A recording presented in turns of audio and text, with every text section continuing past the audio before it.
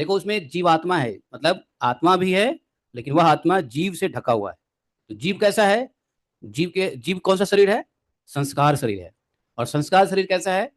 संसार के तापों से जल रहा है। संसार में उसने जो क्रियाएं देखी है, किया है, उसका जो इसेंस है, वो लिए हुए रहता है जीव।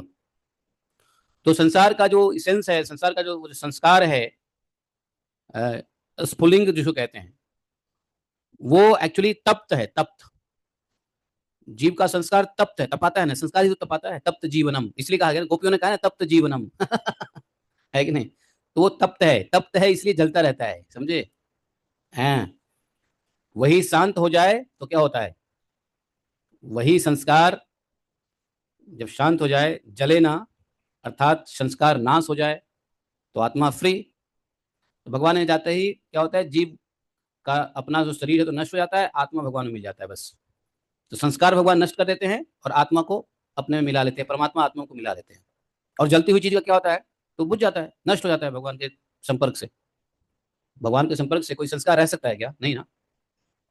तो इसलिए वो जीवात्मा जब निकलता है ना, तो वो लो की तरह, अग्नि के लो की तरह निकलता है। कभी सोचा कि ऐसा क्यों होता है? पत्थर ही क्यों नहीं निकलता, अग्नि क्यों निकलता है? नहीं। हम्म? आपने कभी सोचा कि इसमें उसमें वो क्यों नहीं निकलता? क्या बोलते हैं, जल जल निकलता, बूंद होता, बूंद बूंद निकल के जाता, जल नहीं जाता ना।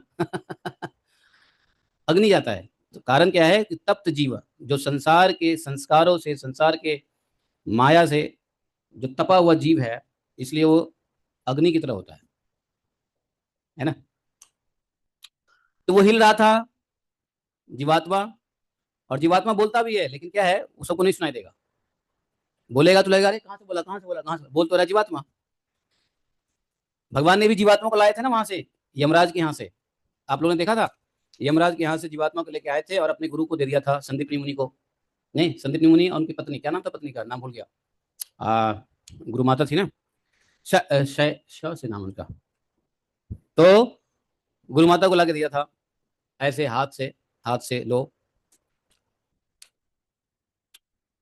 तो नारद जी से जीवात्मा बोला, जब नारद जी ने कहा कि ये सुनो, तुम अपने माता पिता के बड़े प्रेमी हो, माता पिता तुम्हारे व्याकुल हैं, तुम आ जाओ, तुम जो है राज सिंहासन में बैठो, राजपाट भोगो, तुम्हारे पिताजी तो